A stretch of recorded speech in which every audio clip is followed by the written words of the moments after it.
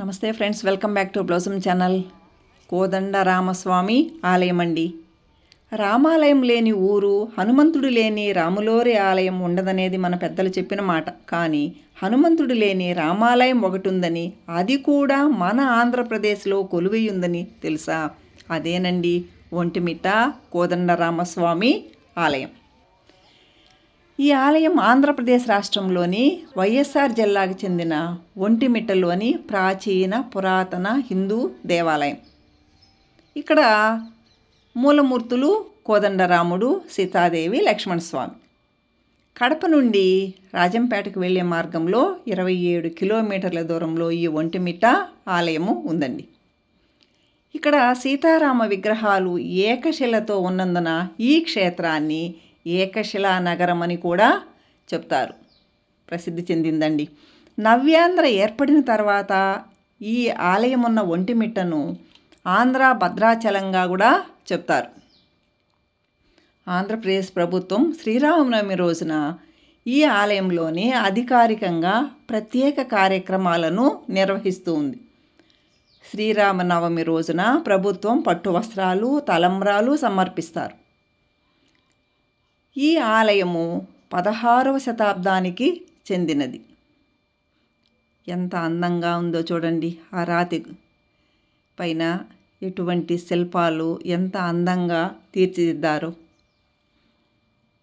విజయనగర నిర్మాణ శైలికి ఉదాహరణ అండి. అసలు ఎంత అద్భుతంగా చూస్తుంటే తనివి తీరనన్నట్టు ఉంది.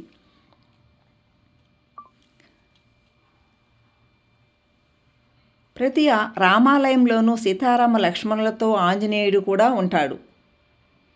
రాముడి సేవలో తరిస్తూ భక్తుల పూజలు అందుకుంటూ ఉంటాడు. కానీ ఇక్కడ ఆంజనేయుడు లేని రామాలయం అండి ఇది. ధ్వజస్తంభము,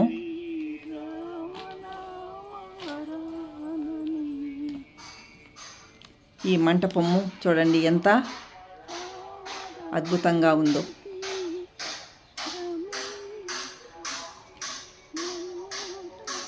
త్రేతాయుగంలో సీతా లక్ష్మణ సమేతుడైన శ్రీరాముడు దండకారణ్యంలో సంచరిస్తూ ఇక్కడికి వచ్చారని పురాణాలు చెబుతున్నాయి.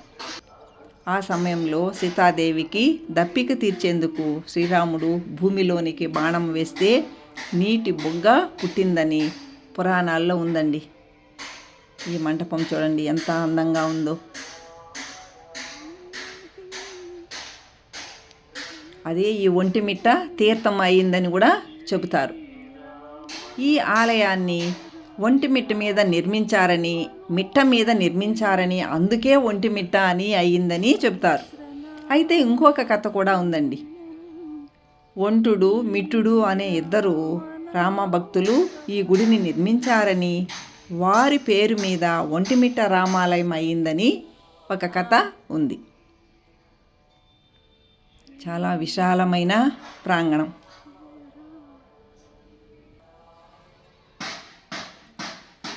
చుట్టూ మండపాలన్నీ కూడా ఉన్నాయండి. ఎంత విశాలమైన ప్రదేశమో చూడండి. చాలా పెద్ద ఆలయం అండి ఒంటిమిట్ట రామాలయం.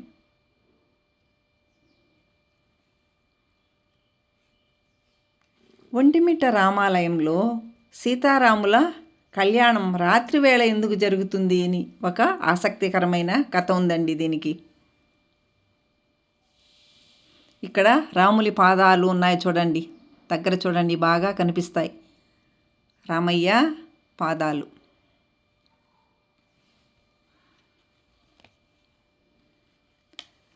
శ్రీరామనవమి రోజున కాకుండా చైత్ర శుద్ధ పౌర్ణమి రాత్రి జరుగుతుందండి కళ్యాణోత్సవం. పురాణాల ప్రకారం విష్ణుమూర్తి లక్ష్మీదేవి వివాహము పగలు జరిగినప్పుడు చంద్రుడు తన సోదరి లక్ష్మీదేవి పెళ్ళిని చూడలేకపోయానని విష్ణువుతో మొరపెట్టుకుంటాడు.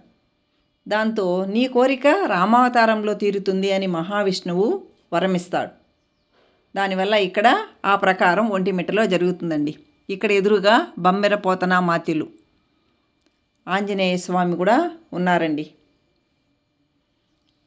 ఎదురుగా రామాలయంకి ఎదురుగా ఇది ఆంజనేయ స్వామి ఆలయం.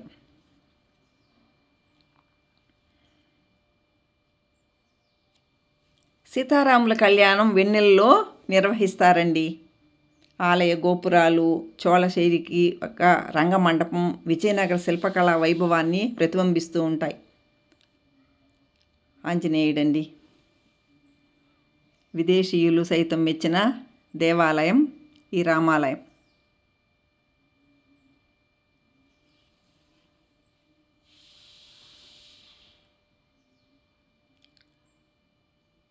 చాలా అద్భుతమైన దేవాలయం అండి కోదండరామస్వామి ఆలయం. లోపల 32 స్తంభాలతో కూడిన రంగమంటపం అండి. ఆలయ గోపురం ఎత్తు 160 అడుగుల ఎత్తుందండి. దీని సౌందర్యాన్ని మరింత ఆకర్షణీయంగా చేస్తాయండి. ఈ ఆలయంలో విగ్రహాల్ని జాంబవంతుడు ప్రతిష్ఠ చేశాడు. చెప్పుకుంటూ ఉంటే ప్రతిదీ కూడా ఒంటిమిట్ట దివ్యక్షేత్రము అపురూపమేనండి. ఇక్కడ ఒకేసారిగా ఆలయ గోపురం మీద పక్షులు ఎగురుతున్నాయి. చూడండి ఎంత అద్భుతంగా ఉన్నాయో, గుంపులు గుంపులుగా ఎగురుతున్నాయి. సద్గుణ సంపన్నుడైన కళ్యాణరాముడు లోకోత్తమ సౌందర్యవతి సీతమ్మను అందంగా ముస్తాబు చేసిన రామాలయం అండి ఇది.